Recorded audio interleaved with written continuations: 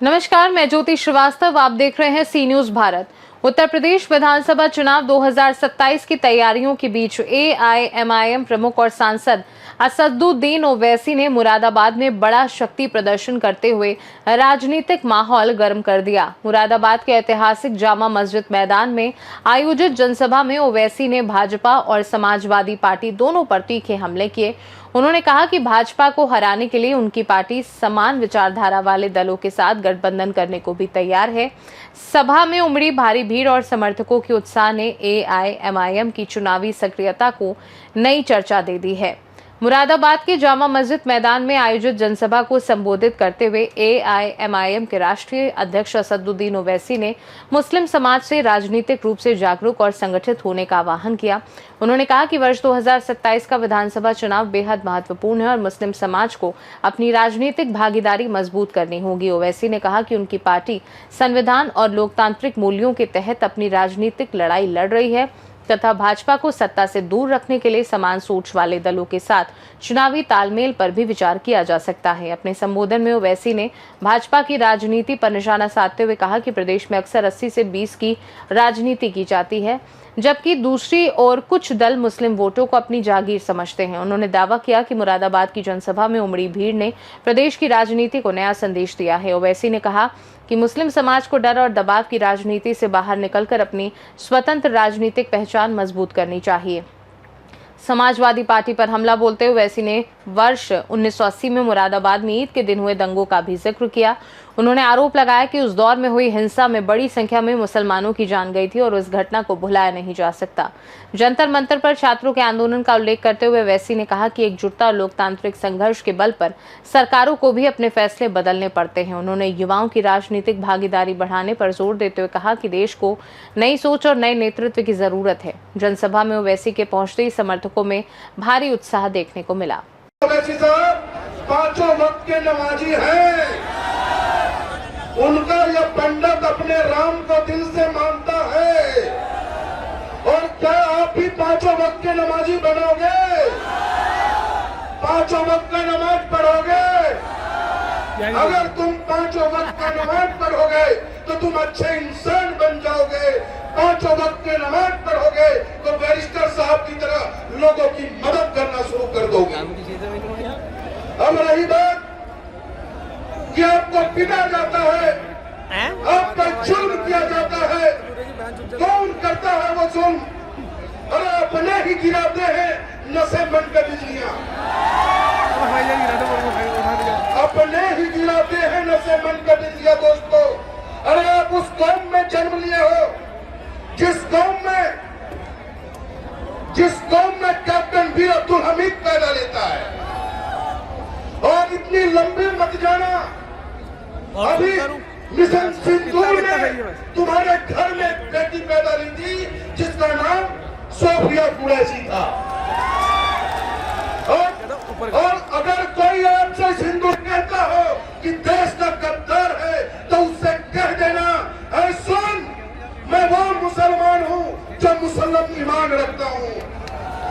मैं वो मुसलमान हूँ जब देश का बंटवारा हुआ, देश के बंटवारे के बाद वो मुसलमान चले गए पाकिस्तान, जिसे हिंदुस्तान की सरजमीन से मोहब्बत नहीं था। वीआईपी के इसका नाम बताऊं, सबने मिलकर लूटा है। सपा ने, बसपा ने, कांग्रेस ने, जब जिसे मौका मिला उसी ने आपको लूटने का काम किया है।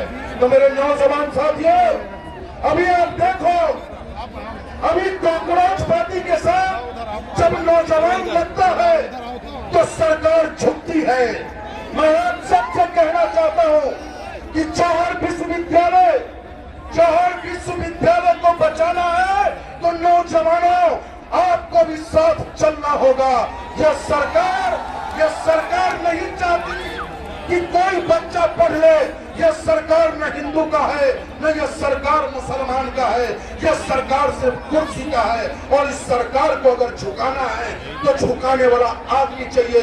और वो आदमी अगर कोई है तो वो बैरिस्टर असदुद्दीन ओवैसी है। और जिस ओर जमानी चलती है उस ओर जमाना चलता है। आप लोग बैरिस्टर असदुद्दीन ओवैसी साहब के साथ चलकर आने वाली 2027 के चुनाव में जो भी उम्मीदवार आपको मिल जाए, बटन चुनाव चिन्ह के बटन को दबा देना। यकीन जानो, जब हमारी ताकत होगी तो कोई किसी कोने में बैठ करके गरीब मां नहीं रोएगा कि पुलिस ने फर्जी मुकदमे में हमारे बेटे का एनकाउंटर कर दिया। तो ये पुलिस जबरदस्ती किसी का फर्जी मुकदमे में फंसा नहीं सकता। दीन ओवैसी को गाली देने वालों, जरा ये तो बता दो कि महकमे माल उत्तर प्रदेश की रेवेन्यू डिपार्टमेंट ने ठाकुर द्वारा तहसील में 36 मस्जिदें, मदरसे, मज़ारात और कब्रिस्तान को बुलडोजर करने की एक लिस्ट बनाई है। यहाँ के विधायक कौन है? नवाब जान खान।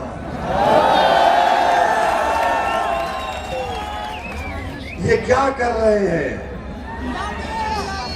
क्या कर रहे हैं? 36 कब्रिस्तान को, मस्जिद को, मज़ारात को मिसमार करने का प्रोग्राम है। नवाब जाखा साहब, कुछ तो मुंह खोलो, कुछ तो बोलो। अरे अगर लड़ नहीं सकते तो कम से कम जबान को तो जुम्बिश दो। उत्तर प्रदेश की ये जालिम सरकार मस्जिदों को निशाना बना रही है। हम उत्तर प्रदेश की सरकार से पूछना चाहते हैं, मुख्यमंत्री बाबा से, जरा ये तो बता दो कि अगर 100 साल से कोई मस्जिद, दरगाह, खानकाह, मज़ार है तो क्या वक्फ यूजर का कानून नहीं है? बताओ तुम किस बुनियाद पर नोटिस दे रहे हो? क्या भारत में एडवर्स पोजीशन का कानून खत्म हो गया? हम 100 साल से हमारे पास है, तुम अचानक उठकर कह रहे हो कि नहीं, ये सरकार की जमीन है। अरे याद रखो, ये तुम्हारा जुल्म अब चलने वाला नहीं है। हम ना कभी तुम्हारे जुल्म से डरे, ना कभी डरने वाले हैं। तुमने अतीत को गोलियां मार दी, तुमने मासूम बच्चों का एनकाउंटर कर दिया, तुमने 100 की तादाद में बुलडोजर लगाकर घर को तोड़ दिया, तुमने जिंदगियां बर्बाद की। मगर याद रखो, हम सिर्फ डरने वाले अल्लाह से हैं। यकीनन वक्तिया तौर पर हमको तकलीफ जरूर हुई, यकीनन हमारे घर में आंसू बहाए गए, मगर हमने अपने आंसू को बहाया, मगर हमारे हौसलों को हमने पस्त होने नहीं दिया। क्योंकि जुल्म करने वालों, सुनो आरएसएस वालों, तुम्हारे पास इख्तिदार की ताकत है, तुम्हारे पास हर चीज है। हम गरीब और मजलूमों के पास अगर कोई ताकत है, ये 2 हाथ है और अल्लाह है। ये 2 हाथ है और अल्लाह है। हम हर बार अल्लाह के सामने अपनी बात को रख रहे हैं। इंशाअल्लाह ताला जब नमरूद और फिरौन का इख्तिदार नहीं रहा तो तुम्हारा इख्तिदार कहाँ है? जब यजीद पलीद हो गया तो तुम्हारा जुल्म कहाँ पर रहेगा? तुम जुल्म कर रहे हो, तुम संविधान के दायरे में रहकर हुकूमत नहीं करना चाहते हो। मेरे अजीज दोस्तों और बुजुर्गों, इंशाअल्लाह ताला देखेंगे कि आने वाले चुनाव में मजलिस इत्तेहादुल मुस्लिमीन आपकी दुआ, आपके इत्तेहाद की ताकत और आपके सियासी शऊर के बलबूते पर एक अज़ीमुश्शान कामयाबी हमकिनार होगी इंशाअल्लाह ताला। और फिर हमको बताया गया कि मुरादाबाद में कोई गवर्नमेंट का मेडिकल कॉलेज भी नहीं है। बताओ बाबा, कैसे इलाज होगा गरीबों का? मुरादाबाद में एमआरआई की मशीन नहीं है। यहाँ पर 9 सरकारी स्लॉटर हाउस थे, उन तमाम को बंद कर दिया गया। आखिर गोश्त का जो कारोबार गरीब कर रहा है, उससे बीजेपी इतना नफरत क्यों करती है? भारत से एक्सपोर्ट हो रहा है बीफ उत्तर प्रदेश से, तो ना मोदी को तकलीफ ना बाबा को तकलीफ, मगर एक छोटा गरीब आदमी अपना गोश्त का कारोबार करता है तो गरीबों से दुश्मनी है, दौलतमंदों से हमदर्दी है मोदी और बाबा को। मेरे अजीज दोस्तों और बुजुर्गों, फिर अभी आपके सामने कहा गया कि मुरादाबाद स्मार्ट सिटी में डेवलपमेंट का काम जो दावे करती है, मगर बताओ करोला में जामा मस्जिद और पुराने शहर में विकास का काम क्यों नहीं कराया गया? स्मार्ट सिटी का पैसा कहां चला गया? मेरे अजीज दोस्तों और बुजुर्गों, ये सच्चाई मैं आपके सामने रख रहा हूं और मैं उत्तर प्रदेश के मुख्यमंत्री से पूछ रहा हूं कि राम मंदिर में ये चोरी कैसे हुई बाबा? ये चोरी कैसे हुई? चंपक को आपने छोड़ दिया, आग को पकड़ लिया। बताइए, आप धोखा दिया गया था आस्था आस्था कहकर। अरे असली आस्था इनकी नोट में है, पैसे में है। लूटने के लिए सब तमाम काम किया गया। आज आप देख रहे हैं कि कुदरत इन लोगों को कैसे बेनिकाब कर रही है, कैसे इनके तमाम गंदे अज़ाइम को कुदरत अवाम के सामने ला रही है। उसको छुपाने के लिए मस्जिद का मसला उठाया जाता है। अब तैयार हो जाइए, बाबा अपनी जबान से बोलेंगे 80-20 का खेल होगा। बाबा बोलेंगे 80-20 और उधर से सपा वाले बोलेंगे 20 हमारी जेब में है। हम किसी के जेब में नहीं है। हम किसी धर्म के खिलाफ थे, ना कभी रहेंगे इंशाअल्लाह ताला। हमारी लड़ाई किसी धर्म के खिलाफ ना थी, ना रहेगी। हमारी लड़ाई हमारी इज्जत की लड़ाई है। हमारी लड़ाई हमारे हुकूक की लड़ाई है। हमारी लड़ाई इंसाफ की लड़ाई है। हमारी लड़ाई हिस्सेदारी की लड़ाई है। अब हम दरी नहीं बिछाकर नीचे नहीं बैठना चाहते। अब हम बराबरी चाहते हैं। अगर कुर्सी होगी, अखिलेश बैठेगा कुर्सी के सामने, तो ऐसी उस कुर्सी के सामने पैर पे पैर डालकर बैठ गया। सुन लो, मैं पहले भी कह चुका हूं और आज भी कह रहा हूं, मजलिस नहीं चाहती कि दोबारा भाजपा की सरकार बने उत्तर प्रदेश में। मैं हाथ मिलाने को तैयार हूं, मैं अलायंस करने को तैयार हूं। आज वक्त है, बात कर लो। बाद में रोना नहीं, चुनाव खत्म होने के बाद। हम नहीं चाहते कि बीजेपी दोबारा सत्ता में आए। तुम कहते ना कि ओवैसी के लड़ने से हमको नुकसान हो जाता। चलो, मैं तुम्हारे साथ मिलकर लड़ने को तैयार हूं। तुम तैयार हो? ये लोग तैयार नहीं है, क्या आप तैयार हैं? क्या आप तैयार हैं? क्या पूरा मुरादाबाद तैयार है? क्या आप मजलिस का परचम थामेंगे? तो लगाओ मेरे साथ नारा तकबीर। समझदार हो यार। मजलिस के मुखालिफिन को यह भी पेट में दर्द होता कि सियासी जलसे में इसने नारे तकबीर क्यों बोला। अरे क्यों नहीं बोलेंगे? ये नारे हयात है। ये नारा बुलंद करने से हमारा ईमान ताजा होता है। अगर हम अल्लाह को अकबर नहीं कहेंगे तो किसको कहेंगे? बोलो। खुदा हो, दीन से जो सियासत तो रह जाती है चंगेजी। तुम क्या भूल गए? हर बार में नारा क्यों लगाते? सुनो, ये नारा लगता था, आजादी की लड़ाई में भी लगता था। अंग्रेजों की लाठियां खाते थे और नारे तकबीर अल्लाह अकबर का नारा बुलंद करते थे। गोलियां खाते थे, जय हिंद का नारा बुलंद करते थे। अब बताओ इसमें क्या तकलीफ दे बात है? बहरहाल मेरे अजीज दोस्तों और बुजुर्गों, झूठ बका गया, मगर लाखों सलाम बिहार और खास तौर से सीमांचल की जनता को कि उन्होंने अखिलेश के उस पैगाम को ठुकराया और कहा कि बिहार में हमारी लीडरशिप होगी।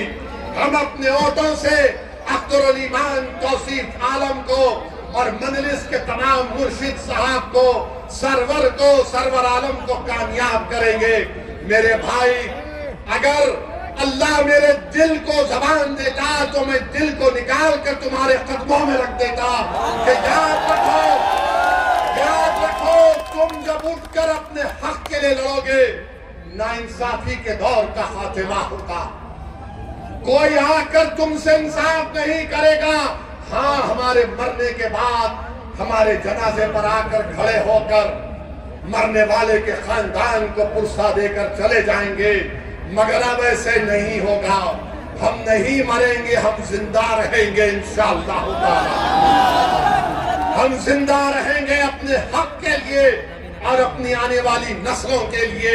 हम जिंदा रहेंगे ताकि हमारी जिंदगी, हम उस जिंदगी से अपने परवरदिगार के इबादतगाहों को आबाद कर सके।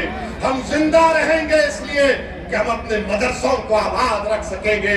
हम जिंदा इसलिए रहेंगे ताकि हमारी बेटियों को तालीम के जेवर से आरास्ता किया जाए।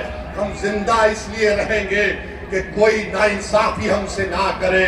याद रखो, अगर जिंदा है तो जिंदगी का सबूत देना पड़ेगा। और कैसे देना पड़ेगा? जज्बाती तकारीर से नहीं, नारों से नहीं, मगर इत्तेहाद से देना पड़ेगा। क्या आप इत्तेहाद को मजबूत करेंगे? क्या आप मजलिस का साथ देंगे? मेरे भाई, ये नौजवानों, ये लड़ाई तुम्हारे मुस्तकबिल की है। मैं यहाँ पर नेता बनने के लिए नहीं आया हूँ और अल्लाह मेरे दिल का हाल जानने वाला है। मैं यही चाहता हूँ कि तुम नेता बनो, तुम सांसद बनो, तुम विधायक बनो, तुम लीडर बनो, तुम इस कलम से अपने मुकद्दर के फैसले करो। ये मजलिस इत्तेहाद मुस्लिमीन चाहती है। इंशाअल्लाह ताला 29 में कोई 80 साल का शख्स इस देश का वजीर आजम नहीं बनेगा।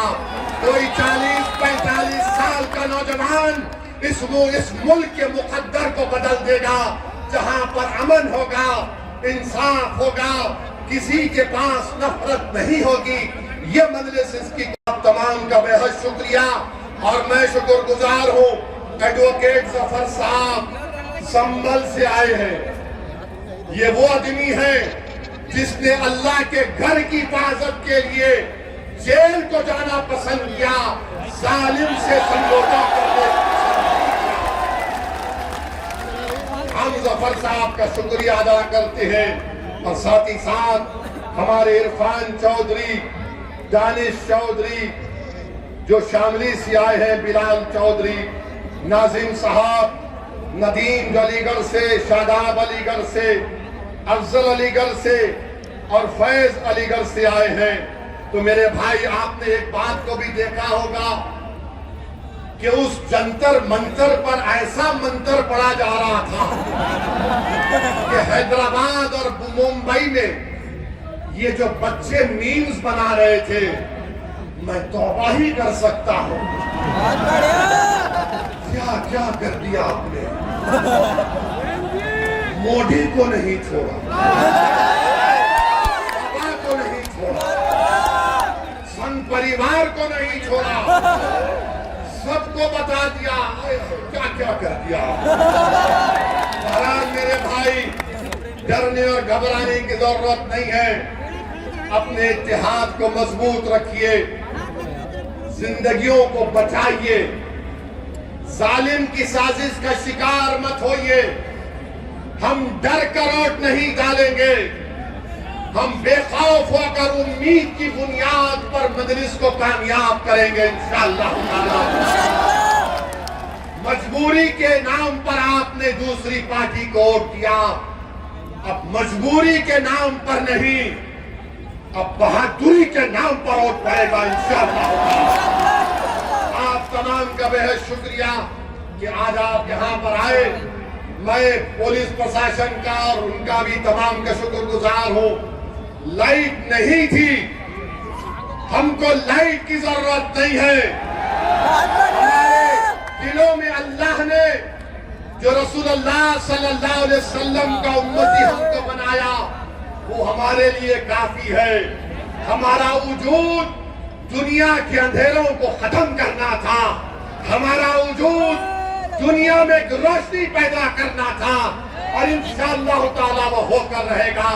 एक मरतबा जरा सेल फोन की लाइट खोल लीजिए, पूरे खोलिए।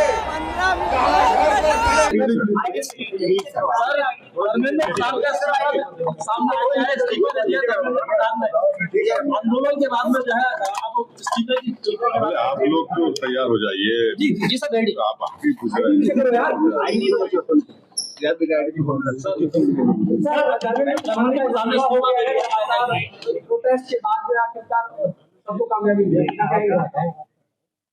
ये कामयाबी है हक की झूठ के ऊपर। ये कामयाबी है उन तमाम नौजवानों की जद्दोजहद और उनकी कुर्बानी, और मैं उनको मुबारकबाद भी देता हूँ। और आज का जो तब्दीली पैदा हुई है वो इस बात की तरफ इशारा देता है कि मोदी सरकार अगर ये समझ रही है कि वो जो चाहे कर सकती है, चाहे बुलडोजर से घर तोड़ सकती है या फिर किसी को दबा सकती है, तो इस आंदोलन ने इस बात का उनको खुला पैगाम दे दिया है कि अब तानाशाही नहीं चलेगी। लोकशाही अगर चलाना है तो संविधान के दायरे में जिसको बाबा साहब अम्बेडकर ने बनाया उसके तहत चलाना पड़ेगा। और हम उम्मीद करते हैं कि मुस्तकबिल में, फ्यूचर में कोई पेपर लीक कहीं पर भी किसी प्रदेश में या फिर किसी हमारे देश के नेशनल जो एग्जाम्स होते उस पर नहीं होगा। अभी तो सिर्फ शुरुआत है। अभी क्या कहा आपने? अभिजीत जीत के कह रहे हैं कि अभी तो ये लड़ाई और भी बाकी है, अभी ये शुरुआत हुई है। प्रोटेस्ट भी सर पहला विकेट गिरा है। प्रोटेस्ट खत्म। हाँ, तो लड़ाई लड़ने का इख्तियार भारत के संविधान ने सबको दिया है, और अभी मोदी सरकार के भी 2 ही साल तो मुकम्मल हुए हैं, तो जाहिर है सबको मिलकर जद्दोजहद करना पड़ेगा। अखिलेश यादव कह रहे हैं कि इनकलाब की जीत हुई है। अब वो उनके बारे में मुझे सर अजय राय हैं कांग्रेस अध्यक्ष, वो कह रहे हैं कि अब धर्मेंद्र प्रधान की गिरफ्तारी भी होनी चाहिए और फिर उसके बाद में जांच होनी चाहिए। कोई दूसरी पार्टी का क्या बोलेगा, हमसे क्यों पूछ रहे हैं आप? वो जवाब देंगे अपना। सर लीडर ऑफ अपोजिशन के पे तो वो बताएंगे सर। वो बोल रहे हैं कि लड़ाई जो है इस पूरे मामले में जो कार्रवाई है, जिन्होंने लाठी चार्ज किया है पुलिस वालों पे, उनके खिलाफ कार्रवाई होनी चाहिए और एक्शन सख्त होना चाहिए। आपका क्या स्टैंड है? 4 लोगों को पेलेट गन से गोली मारी गई और एक की तो आंख जाए होने वाली है। इस पर एक्शन होना जरूरी है कि कैसे पेलेट गन इस्तेमाल किया गया, और जिन लड़के लड़कियों का लाठियों से सर फोड़ा गया है वो वीडियो विजुअल तो सारी दुनिया ने देखे हैं, और वो मसला दिल्ली हाई कोर्ट में भी गया है, अब शायद सुप्रीम कोर्ट भी उसमें सुनवाई होगी। तो सरकार को चाहिए कि ये कैसे हो रहा है। यकीनन ये पेलेट गन आप देखिए कि जब जम्मू कश्मीर में इसको इस्तेमाल किया गया था, करीब मेरे ख्याल से अगर मैं गलत ना कहूं तो 1000 के ऊपर लोगों को पेलेट गन से मारा गया था। उसमें से 50-60 लोग बिल्कुल देख नहीं सकते हैं। पेलेट गन का इस्तेमाल जिन 4 युवाओं पर हुआ है उसकी तो तहकीकात होनी चाहिए। एक तो मंसूरी है जबलपुर मध्य प्रदेश के, जो BA MBA करे, एक इसमें कोई आपकी बरादरी का आउटलुक का जर्नलिस्ट है। तो ऐसे कैसे होगा? तो बिल्कुल गलत हुआ है।